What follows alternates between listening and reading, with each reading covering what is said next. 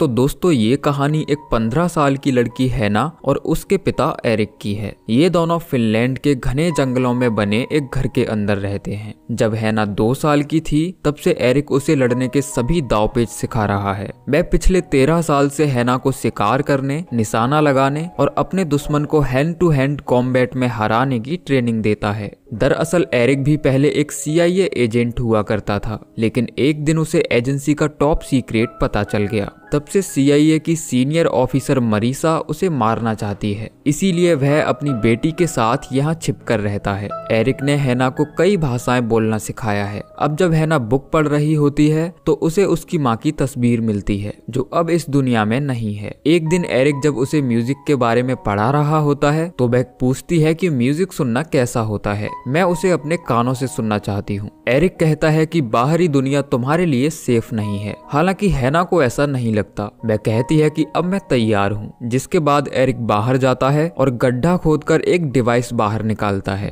और कहता है कि बटन दबाते ही CIA को पता चल जाएगा कि हम कहाँ हैं, लेकिन स्विच दबाते ही पीछे हटने के सभी रास्ते तुम्हारे लिए बंद हो जाएंगे। फिर हर हाल में तुम्हें मरीसा को मारना होगा, वरना वह तुम्हें मार देगी। लेकिन हैना बिना डरे उस स्विच को दबा देती है और ऐसा करते ही CIA को उनकी लोकेशन का पता चल जाता है। अब मरीसा सभी लोगों की मीटिंग बुलाती है, जिनमें से कुछ ऑफिसर्स का कहना था कि ये केस इंटरपोल को हैंडल करना चाहिए। मरीसा उन्हें बताती है कि एरिक एक बहुत ही खतरनाक और काबिल एजेंट है। मैंने उसके साथ काम किया है, इसीलिए हमें ही उसे पकड़ना चाहिए। जिसके बाद उन्हें पकड़ने के लिए स्पेशल फोर्स को भेज दिया जाता है। वहीं एरिक अपनी बेटी से कहता है कि मैंने जैसा बताया है ठीक वैसा ही करना। अब हम बर्लिन में मिलेंगे। इतना कहकर वह यहाँ से चला जाता है। तभी यहाँ फोर्स आकर घर को चारों तरफ से घेर लेती है। फिर 2 सोल्जर्स अंदर जाते हैं, जिन्हें हैना बेहोश कर देती है, लेकिन बाकी सोल्जर्स द्वारा उसे पकड़ लिया जाता है। अब अगले सीन में हम देखते हैं कि हैना एक सेल के अंदर बंद है। तभी एक ऑफिसर उसके साथ इंटेरोगेट करने आता है, लेकिन हैना कहती है कि मुझे सिर्फ मरीसा से बात करनी है। जिसके बाद मरीसा खुद न जाकर दूसरे एजेंट को अंदर भेजती है। वह एजेंट हैना से कहती है कि मैं ही मरीसा हूँ। अब हैना उस एजेंट से कई सवाल पूछती है ताकि वह पक्का कर सके कि यही मरीसा है, लेकिन इस एजेंट के कान में माइक्रोफोन लगा था, जिसके जरिए असली मरीसा हैना के सभी सवालों के जवाब दे रही थी। तभी हैना अचानक उस एजेंट से लिपटकर रोने लगती है। ऐसा करते ही एजेंट्स को खतरा महसूस होता है और वे उसे बेहोश करने के लिए अंदर आते हैं, लेकिन हैना उस एजेंट को मार देती है और गन छीनकर बाकी सोल्जर्स को भी शूट कर देती है। ये देखकर मरीसा शॉक्ड हो जाती है, लेकिन हैना सिक्योरिटी कैमरास को तोड़कर यहाँ से भाग जाती है। वहीं कुछ साइंटिस्ट जो हैना के DNA को टेस्ट कर रहे थे, उन्हें उसके DNA में कुछ गड़बड़ नजर आती है। उधर हैना भागते हुए लैब तक पहुंचती है और जाते जाते यहाँ से अपनी मेडिकल रिपोर्ट भी साथ ले जाती है। वहीं कुछ सोल्जर्स उसे पकड़ने के लिए पीछे आते हैं, लेकिन वह एक टनल के जरिए ऊपर चढ़ जाती है और यहाँ से बाहर निकलकर देखती है कि उसके आसपास पथरीली जमीन है। तभी कुछ कार्स उसके ऊपर से गुजरती हैं, जिनके नीचे छिपकर वह यहाँ से भाग जाती है। अब वह इस बीहड़ में अकेले ही आगे बढ़ती है। तभी उसकी मुलाकात सोफी और माइल्स से होती है, जो अपने पेरेंट्स के साथ यहाँ घूमने आए हैं। सोफी उसे अपनी वैन में लिफ्ट देने के लिए कहती है, लेकिन हैना को पैदल चलना ही सेफ लगता है। वहीं हम मरीसा को देखते हैं, जो अपने लॉकर से एरिक की फाइल निकालती है और उसे जला देती है। और फिर कहानी फ्लैशबैक में जाती है, जब मरीसा ने एरिक और उसके परिवार को मारने की कोशिश की थी। तब हैना 2 साल की थी। उस हमले में हैना की माँ की मौत हो जाती है, लेकिन एरिक अपनी बेटी को लेकर वहाँ से भाग जाता है और तब से मरीसा उसे ढूंढ रही है। वहीं अब हैना चलते चलते एक गांव में पहुँचती है, जहाँ कुछ महिलाएं कपड़े धो रही थीं। वह यहाँ से कुछ कपड़े चुराकर पहन लेती है। जिसके बाद उसे एक होटल नजर आता है, जिसके मालिक से मिलने के बाद उसे पता चलता है कि वह फिलहाल मोरक्को में है। होटल के मालिक को हैरानी तो तब होती है जब हैना उससे अरबी भाषा में बात करती है। वह उसे एक कमरा देने के लिए रिक्वेस्ट करती है, क्योंकि उसके पास पैसे नहीं थे। होटल का मालिक उसे एक कमरा फ्री में दे देता है, जहाँ पहली बार वह इलेक्ट्रिसिटी देखती है। उसके लिए ये दुनिया बिल्कुल नहीं थी। वह बार बार लाइट की स्विच को ऑन ऑफ करती है। अब हैना उस मेडिकल रिपोर्ट को देखती है, जिसमें उसका रिजल्ट असाधारण था। वहीं दूसरी तरफ मरीसा एक बार में जाती है, जहाँ वह आइजैक नाम के एजेंट से मिलती है और उसे हैना को पकड़ने के लिए हायर करती है। उधर हैना की मुलाकात एक बार फिर सोफी से होती है, जो अपने परिवार के साथ उसी होटल में रुकी हुई थी। वह हैना को डिनर पर इनवाइट करती है और ये लोग साथ में खूब बातें करते हैं। अब अगली सुबह सोफी का परिवार फिर से सफर पर निकल जाता है, लेकिन उसके डैड इस बात से नाराज थे कि किसी ने उनकी बहन की सनरूफ तोड़ दी है। उधर आइजैक और उसके लोग होटल मालिक को बंदी बना लेते हैं और उससे हैना के बारे में जानकारी लेते हैं। फिर सीसीटीवी कैमरास चेक करने पर पता चलता है कि हैना बैन के अंदर छिपकर भाग गई है, जिसके बाद आइजैक होटल मालिक को मार देता है और अपनी गैंग के साथ उस बैन का पीछा करता है। वहीं एरिक भी पानी के रास्ते शहर आ जाता है, जहां उसका सामना 2 पुलिस वालों से होता है, लेकिन वह उन्हें मारकर यहां से भाग जाता है। उधर सोफी और उसका परिवार सफर का आनंद लेते हुए आगे बढ़ रहे थे, जिन्हें हैना भी छिपकर देख रही थी। तभी माइल्स उसे देख लेता है, लेकिन वह उसके बारे में किसी को नहीं बताता। अब बैन के रुकते ही हैना बाहर भागती है, लेकिन सोफी उसे देख लेती है। वह हैना को भागने के बजाय अपने साथ रुकने के लिए कहती है, जिसके बाद इन दोनों के बीच दोस्ती हो जाती है और हैना सोफी को बता देती है कि वह अपने डैड से मिलने वर्लिन जा रही है। अब सोफी एक लड़के से हैना की दोस्ती करवाती है और ये लोग साथ में बाइक पर घूमने जाते हैं। जब वह लड़का हैना को किस करने की कोशिश करता है तो वह उसे नानी याद दिला देती है। उधर आइजैक और उसके लोग हैना को टेंट्स में ढूंढ रहे होते हैं, लेकिन वह यहाँ नहीं होती। वहीं मरीसा एरिक को ढूंढते हुए हैना की नानी के घर जाती है और जब वह उसे वहाँ नहीं मिलता तो उस बूढ़ी औरत को गोली मार देती है। अब अगली सुबह सोफी का परिवार फिर से ट्रिप पर निकल जाता है, जिसे देखते ही आइजैक और उसके लोग बैन का पीछा करने लगते हैं। वहीं एरिक को दिखाया जाता है, जो अपनी बेटी से मिलने वर्लिन शहर पहुंचता है। तभी वह नोटिस करता है कि कुछ लोग उसका पीछा कर रहे हैं। इसी दौरान उनके बीच फाइट शुरू हो जाती है और एरिक उन सभी गार्ड्स को मार गिराता है। फिर उसे वॉकी टॉकी से पता चलता है कि ये आदमी मरीसा के थे, यानी कि वह अभी भी जिंदा है।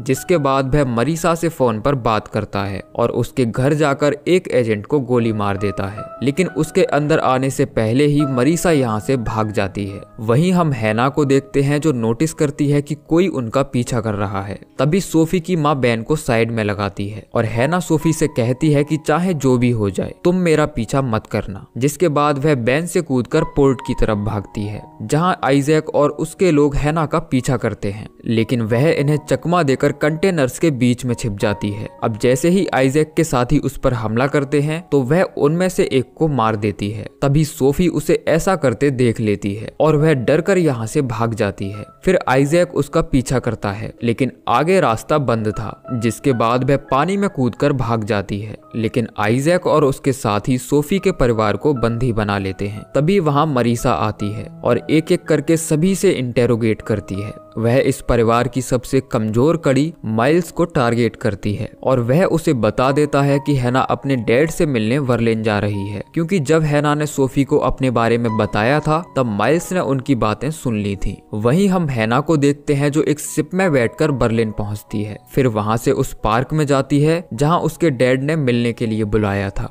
यहाँ उसकी मुलाकात सर्कस में काम करने वाले मैजिशियन नेफलर से होती है, जो एरिक का दोस्त है। मैं जानता था कि हैना यहाँ आने वाली है। नेफलर उसे एक लेटर और पासपोर्ट देता है, जिसके पीछे एक एड्रेस लिखा था। फिर इन दोनों के बीच बातें होने लगती हैं। तभी हैना नेफलर से अपनी माँ के बारे में पूछती है। वह बताता है कि मैं तुम्हारी माँ को जानता था, वह एक शानदार गायिका थी। फिर नेफलर एक गाना प्ले करके डांस करने लगता है और यहाँ पहली बार हैना म्यूजिक सुनती है। इसी बीच मरीसा और उसके लोग हैना को ढूंढते हुए इस जगह आ जाते हैं। जैसे ही नेफलर उन्हें देखता है तो वह हैना को ऊपर वाली छत पर बेड के नीचे छिपा देता है। ये लोग आते ही नेफलर को पीटना शुरू कर देते हैं और पूछते हैं कि बताओ एरिक कहाँ है, लेकिन वह इन्हें कुछ नहीं बताता। जिसके बाद मरीसा उसे ढूंढते हुए ऊपर जाती है। तभी आइजैक बताता है कि नेफलर उस सीक्रेट प्रोग्राम के बारे में जानता था। सभी को यही लगता है कि एरिक ही हैना का पिता है। हैना भी उनकी बातें सुन रही होती है। अब उनके जाने के बाद वह घर के पीछे वाले दरवाजे से बाहर भागती है,